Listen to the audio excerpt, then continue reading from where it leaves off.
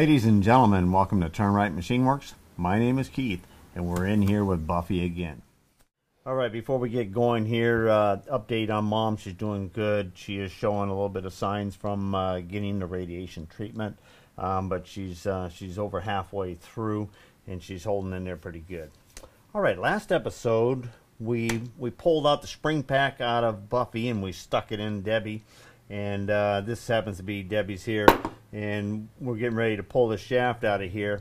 And we mounted the Momo wheel on that mill there, and Jim had made us a new hub and everything else.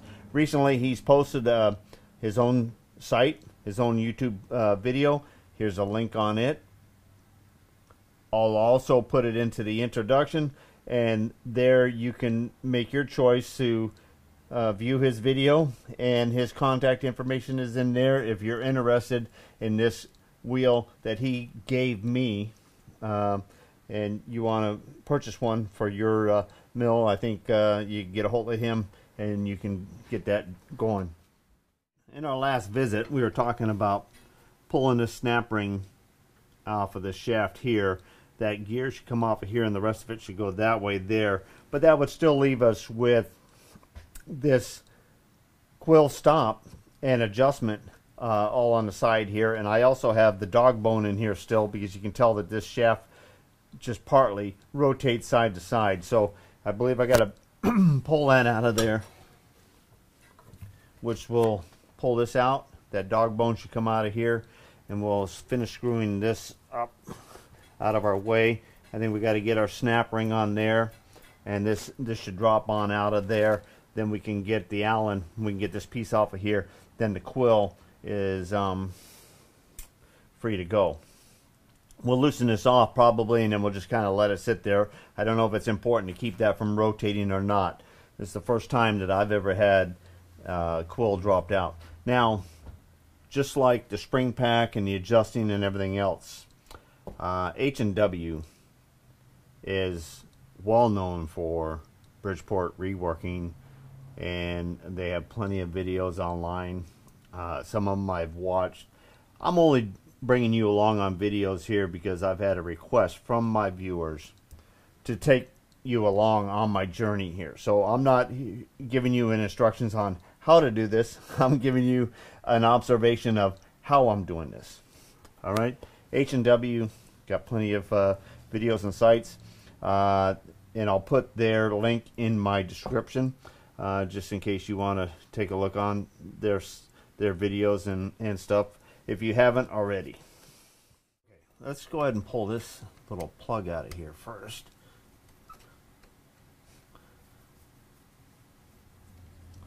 There we go. And it's got like a dog point on it, but I think it's just so that it has a resting point. And I can see the little dog point in there. I don't know if our favorite little 70s tool is gonna do us any good here. Oh yeah, I think just the end of it might.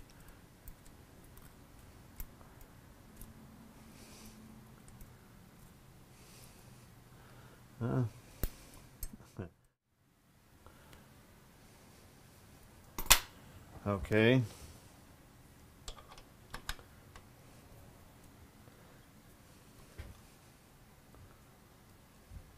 That might be the problem.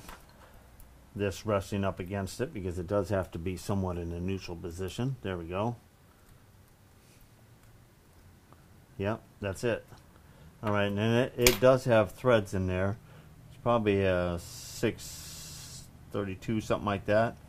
And I call this a dog bone. I don't know what part do they call this here.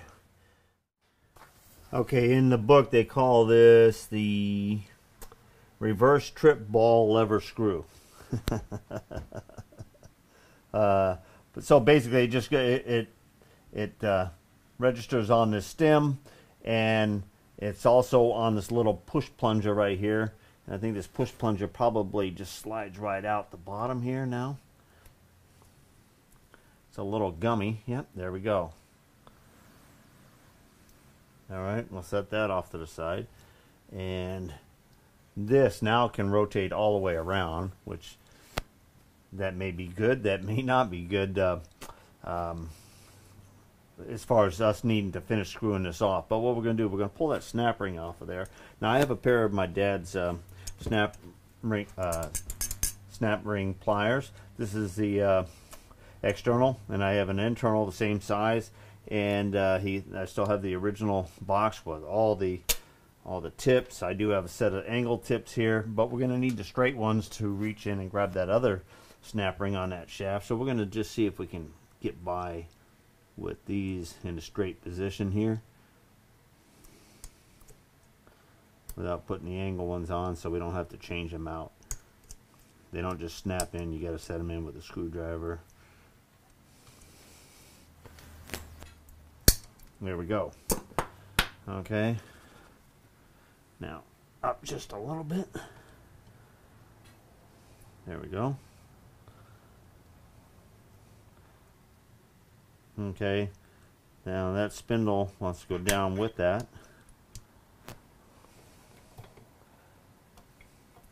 Alright, we'll finish screwing those off, and it looks like that's the way this is going to go out of there.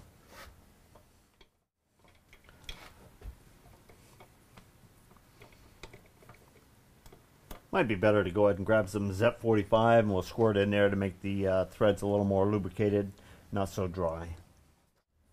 Alright, we'll move those pliers over the side. We don't need those tips. We can put that in there. Thanks, Dad. You know, my dad is in my toolbox all the time. And just last month, I finally took him down to Newcomb Hollow. It's one of the dune cliff shoreline areas that when my dad was here, he wanted to paraglide off of or along. There was a couple other areas, but I took him down to that area one day. I felt the wind change. It was a warm winter day, meaning it was, you know, just about 50 and nice and dry. And I grabbed him and put him in my tool bag and carried him down to Newcomb Hollow, and I let him free where he was at, where he wanted to soar.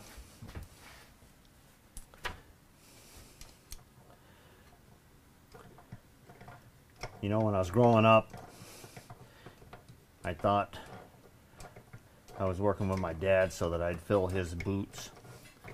And later on, I found out that he was working with me so that I would fill my own boots. And then even more later on in age, we'd work together on projects and we'd get into an argument. And one of us would settle the argument by complimenting the other with the phrase, "Well, that sounds good out of your mouth too." So, you know, I feel much better. It's been a while.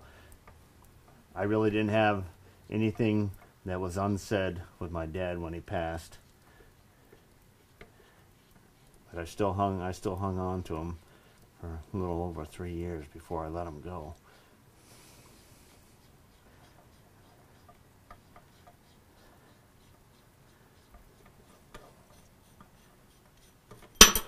All right, and looks like we'll be cleaning that up, and I believe we have new stops we're going to be installing on this new. There's a snap ring. We'll put that down on there, and like we figured, when that comes loose, this would still be holding it from rotating. We're going to grab the Allen wrench set, and we're going to go ahead and pull that Allen out of there. I can see down in there it is a socket head, and we're going to loosen that. And I'm not going to take it out yet because I don't want this to rotate or anything. I know that we have a pinion and a rack cut into the back side of this spindle, and I want to be ready to pull it if I need to, but I don't want it to swivel on me if it's going to cause a bind on this shaft back here. It's kind of my thinking on it. I didn't watch any procedures for pulling this out. All right.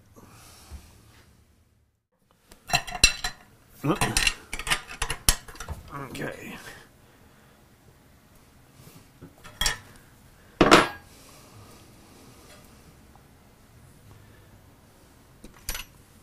All right, let's grab the snap ring right in here.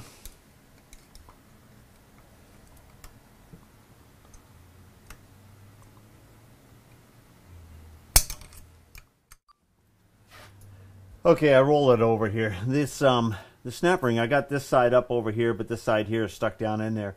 And I think I'm just going to be able to get in there with a double scribe here. The snap ring is not real strong. So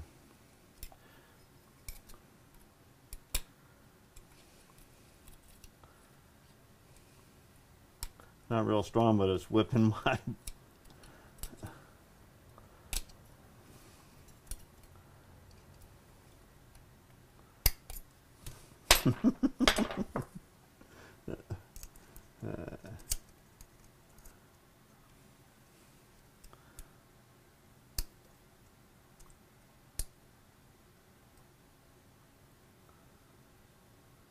There we go.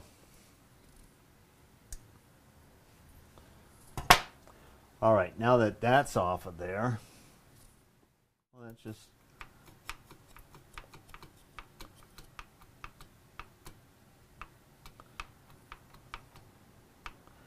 okay. It's probably not going to come off over that worm. Okay, maybe this will push out that way. Okay, it could be that easy. Yeah, it is.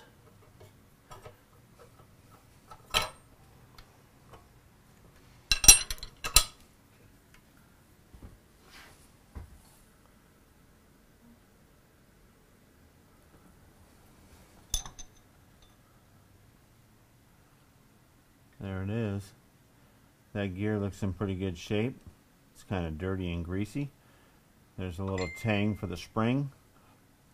There's that woodruff key for that one. And this key was taken out before that snap ring went in there. Alright.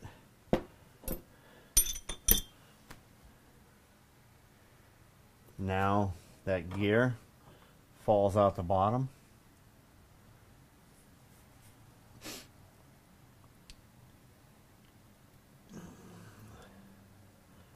Teeth on that look really good, and that serrated cog right there, that looks good.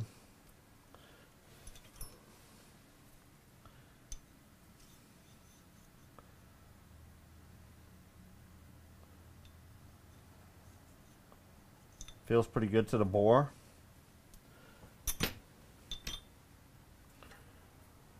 Okay, now we were talking before.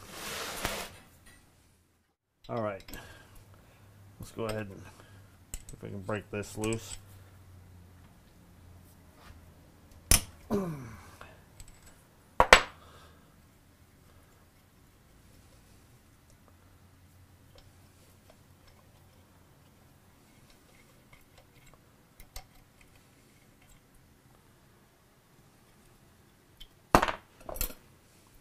Nice little stubby socket head right there.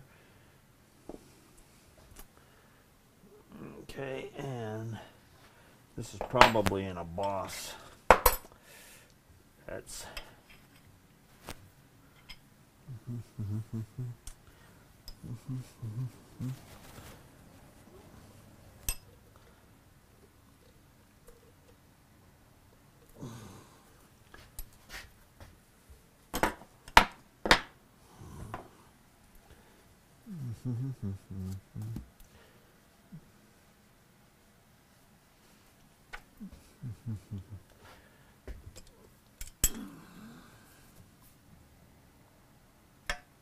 there we go.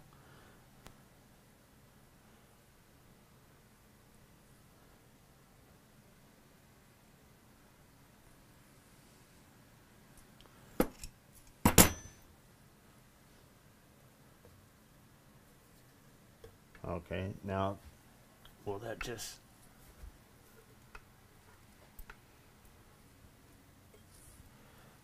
slide out?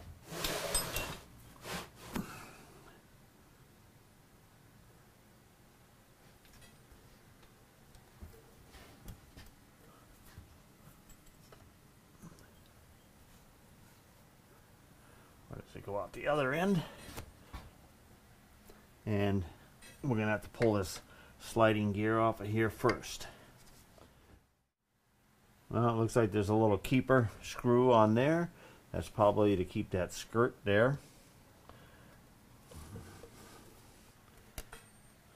Yep, that pulls the skirt. Okay, so it looks like we got a screw here.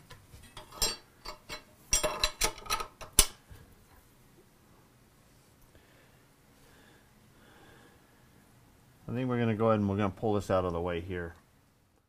Just got this in. Vanessa handed it to me. And it's a nice little package right here. The stamp, Melbourne, Victoria, Australia. And I flipped it over and I saw it was from Emma Ritson. Alright, and I couldn't wait. I had to open it. And I did open it. And it's got new stickers in here.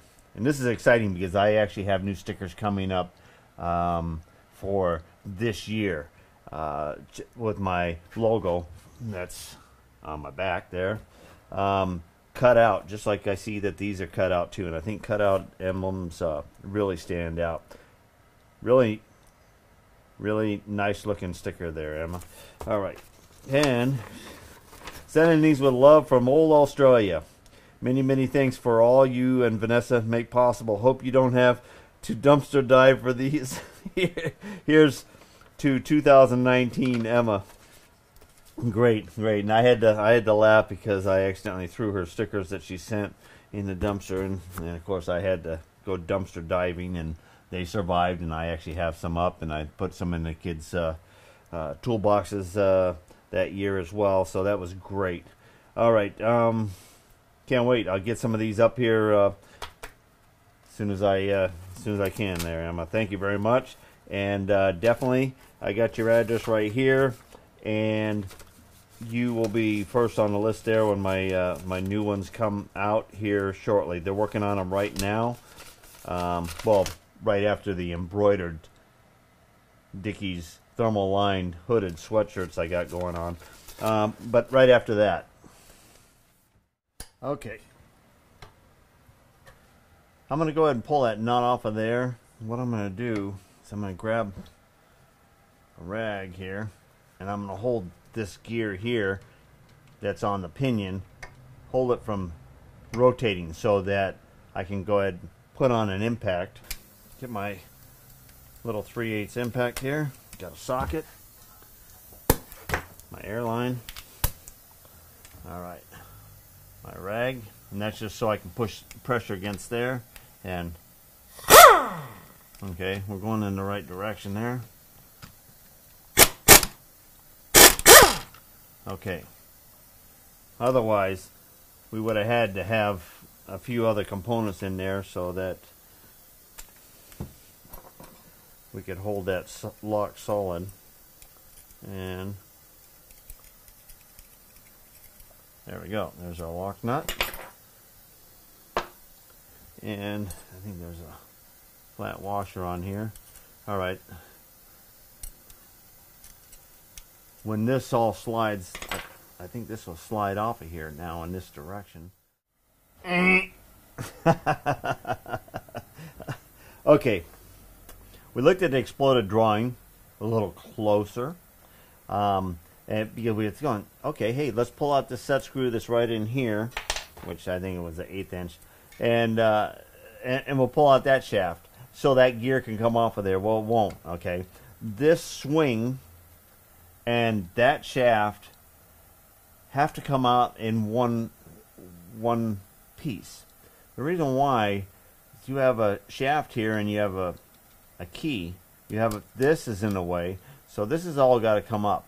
There's no way that you're going to assemble that gear over that shaft and then push a key on the end. That's just not how you put keys in.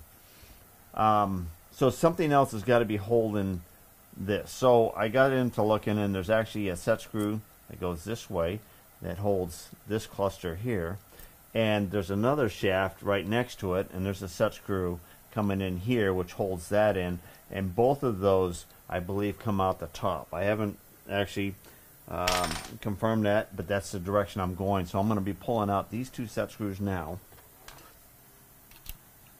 and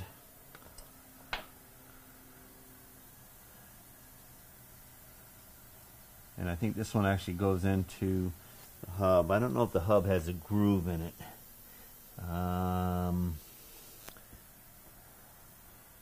But it has a dog point on that set screw, and it has a lock. Look at that, I just happened to get both of those at the same time. So it has a lock screw and it has one. So this actually hits into an area, probably is a groove. Alright, we're going to set those down out of the way, and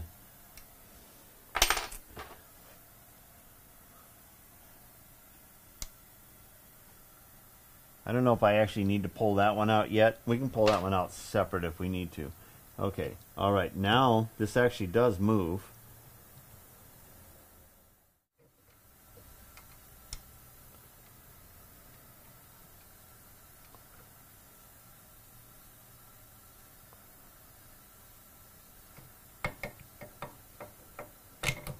Okay, actually when this comes out far enough out of that register, it pops to the side, and then this big gear goes past this other gear over here. I'm going to put this back in here so that I can show that from the other window. Rotated it almost upside down, and I'm just going to grab this cluster down here, and you see this slide gear here gives you your 1.5, 3, and 6 thousandths speed rate on your adjustment. Okay, so that's it. The shift fork actually moves this gear back and forth, and that's what that little ball is doing out on that cover on the outside. All right, so I knew that this is going by, but there's no way that that gear would go past that center gear right there. But if you bring this down and you let it come down, then it goes to the side, it goes around it, then you can snake that out of the hole. All right, and for right now I'm just going to go ahead and put this nut, or this washer, and this nut on here, and I'll give these a feel as far as the oh, that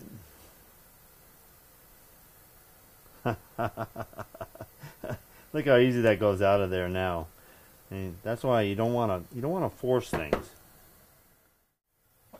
Okay, set that off to the side. We're just trying to get this housing cleared out so that we can clean it and paint it and then start reassembling this. Alright, now I think we've already pulled out that set screw in there. Maybe not.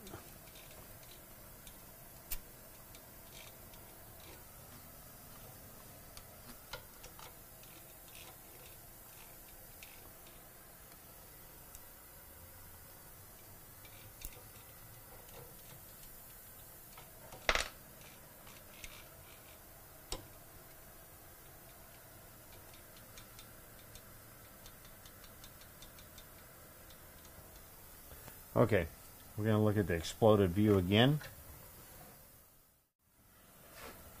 Okay, there is a second set screw. This bushing is held in by this one, and this lower bushing is held in here. So, because you got a bevel gear that's here as well. And okay, there's a lock set there, and alright, I got the second one down in here now.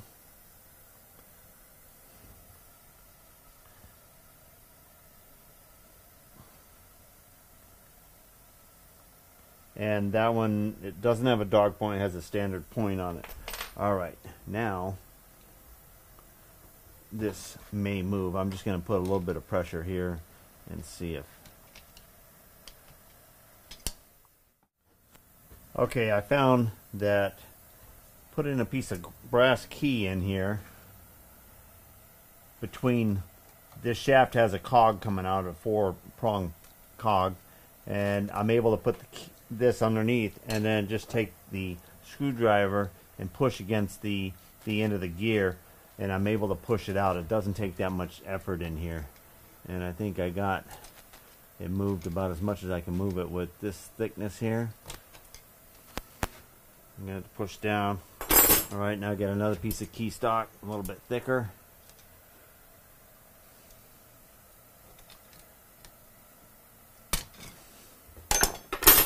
Take a look in there. Okay, it's pretty much down past that surface. Can I push it more out of there?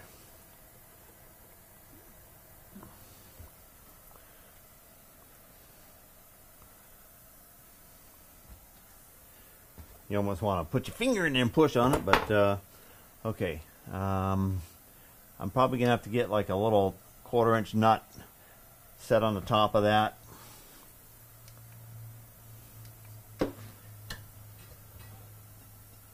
To help me push it out.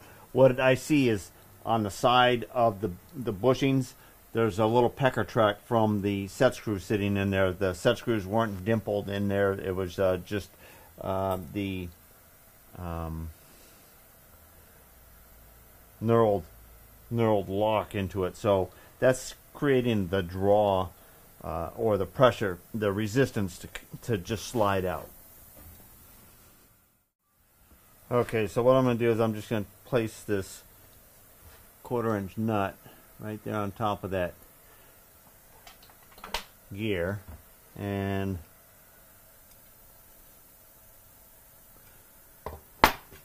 take this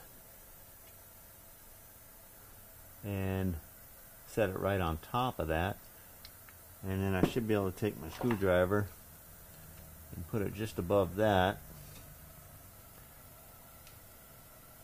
and create enough force.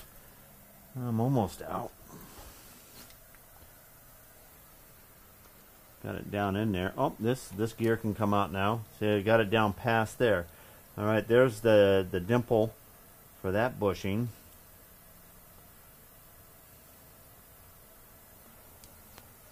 Cool. All right.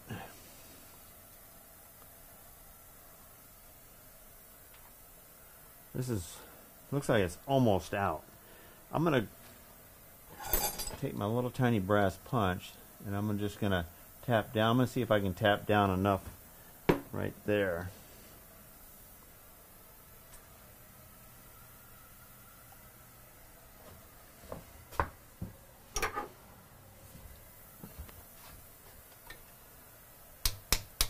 There we go.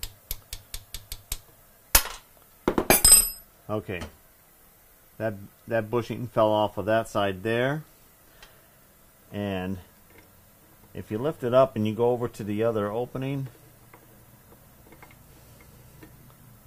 or come out on that opening, how's that? We'll take that. It actually looks like somebody roughed up the surface there, trying to make that a tighter fit. It does have a dimpled area, so I was wrong there. And this one here is dimpled also. But it does look like somebody scored that up. We'll investigate that.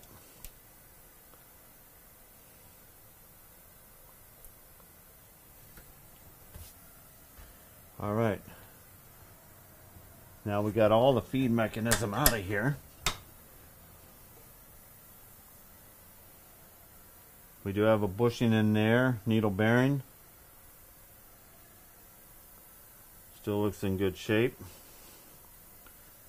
Alright, we were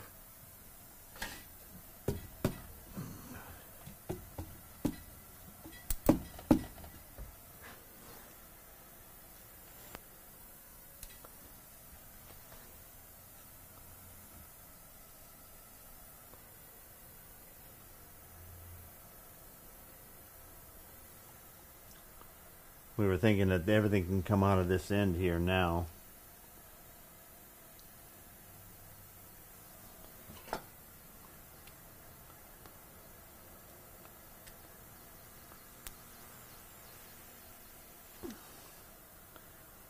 I think this was holding the felt There's a felt that goes in there, I believe.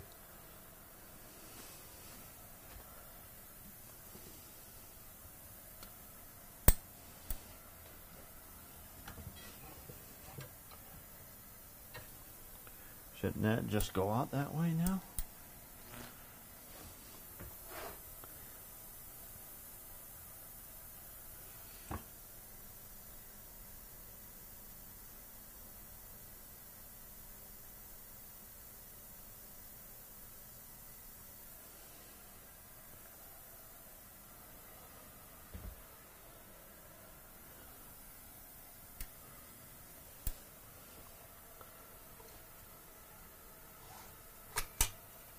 Okay.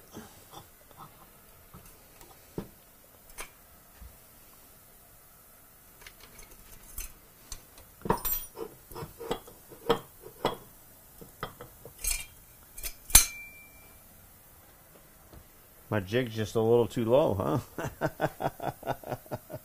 huh? Okay.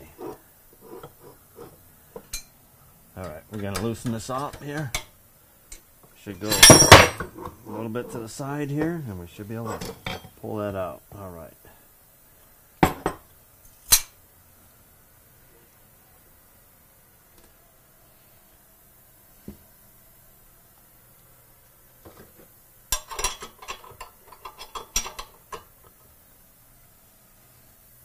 That probably hasn't seen the light since 1970.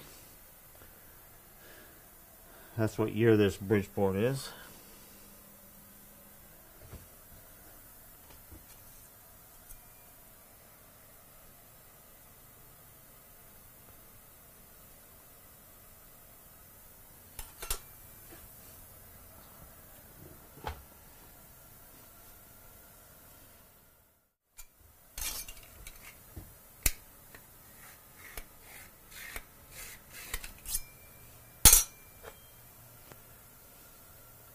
No real major areas on this quill. Looks pretty good. Alright, a little cleanup on that. Alright, the last thing that comes out of this thing is the brake, and by looking on the inside, I think that just pulls out just like that. And you got two brass shoes that come together when you crank the handle in. Now, this is typical. I've seen this on a lot where this handle, I think, screws into that unit there. I don't know what the exploded view looks like. Maybe it does. Yep, it shows that. It's got marks and stuff all over there. I'm going to take a look at the other one. We'll see what's on that. Might dress that up. All right, but it's not a hard part. And there's just an Allen stuck in here to hold an indicator rod down. And it looks like we are completely bare, with the exception of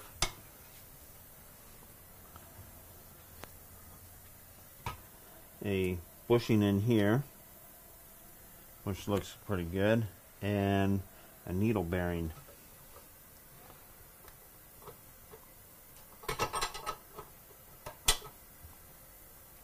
Right in there.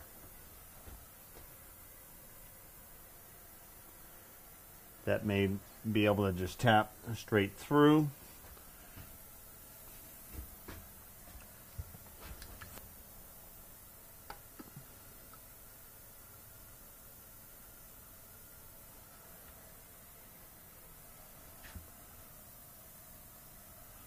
Pretty cool.